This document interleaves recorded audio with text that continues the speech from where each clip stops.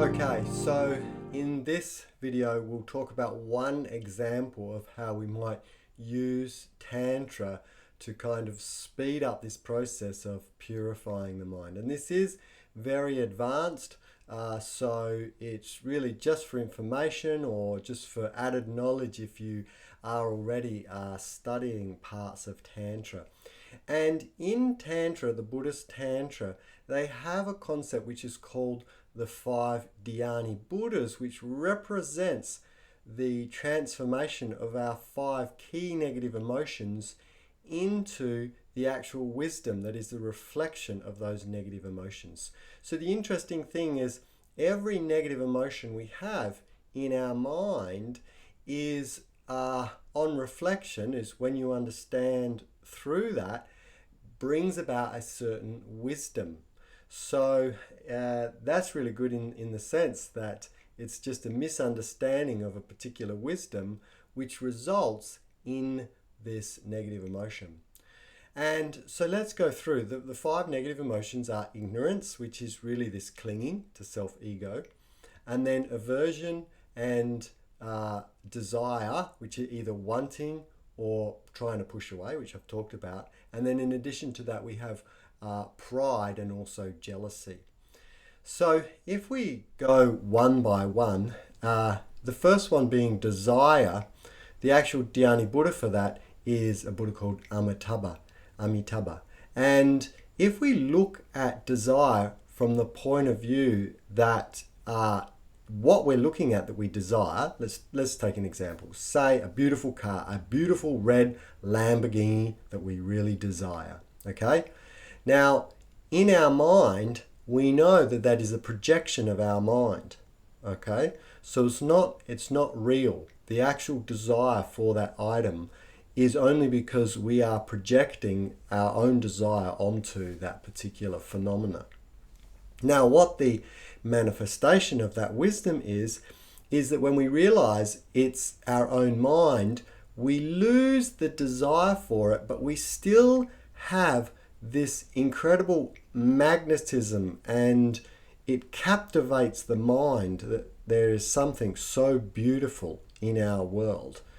And by seeing desire as captivating the mind, it gives us a brief experience or understanding how the emptiness of mind is captivating in and of itself, because it is manifest in our world around us. So what we do is we practice seeing items of desire, okay, whether it's a desire for food, desire for a girlfriend or a boyfriend, or desire for an item, as actually a manifestation of this Buddha Amitabha, which is really the wisdom to know that the mind itself is completely transfixing when you see the emptiness of mind in and of itself.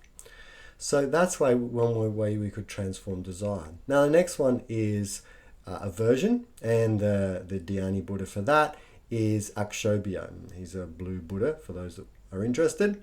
But his wisdom is this mirror-like wisdom, which is that everything out there that you're averse to is in some way a reflection of a negative emotion that you've got going on in your own mind. So whenever you have a problem, it's like Akshobhya is telling you, hey, I'm the teacher here, and there's something that you need to learn to be able to let go of this problem as a problem and just see it as a phenomena and just a simple projection of your own mind. So again, when you see the wisdom of Akshobhya, you understand there are really no problems out there other than what we project onto them. And that itself is a great wisdom to understand.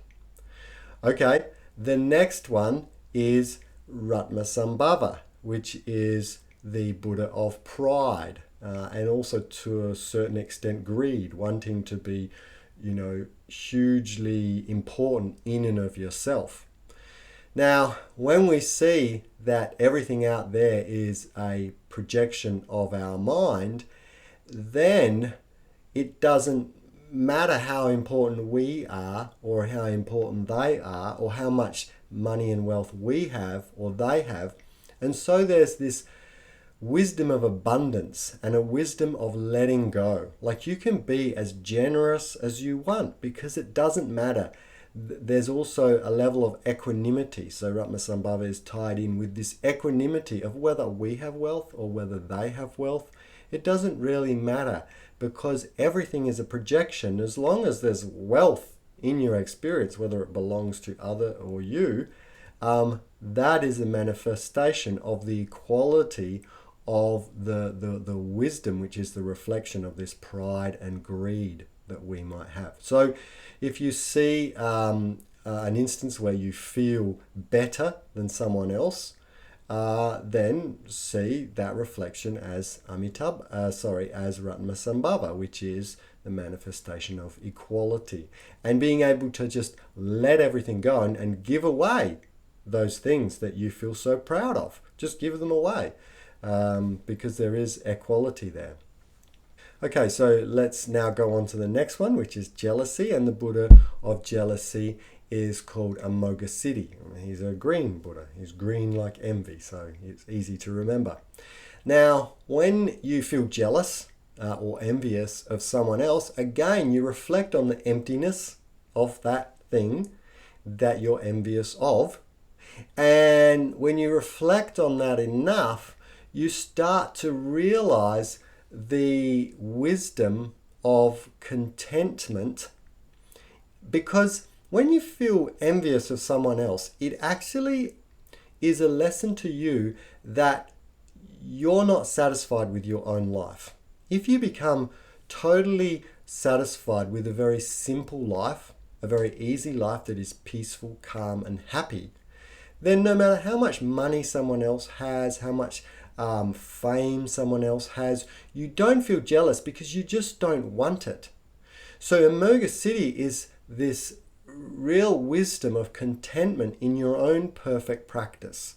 So if you have a perfect meditation practice, if you have a practice which is blissful and happy, and you can remain happy and blissful 24 hours a day, no one on earth can achieve that. Not with all the fame and wealth and sporting achievements and whatever. They always go up and down and up and down. And you look at all the famous people, they have difficult times in their life.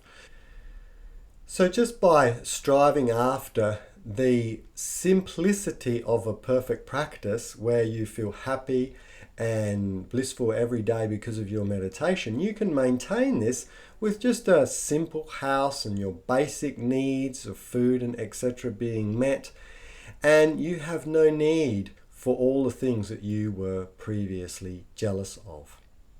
So that's Amoghasiddhi. Now the last one is, I guess, the centerpiece, which is our own ignorance, from which all of these other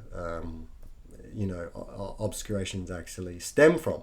And the Buddha of that is Virochana. He's a white Buddha.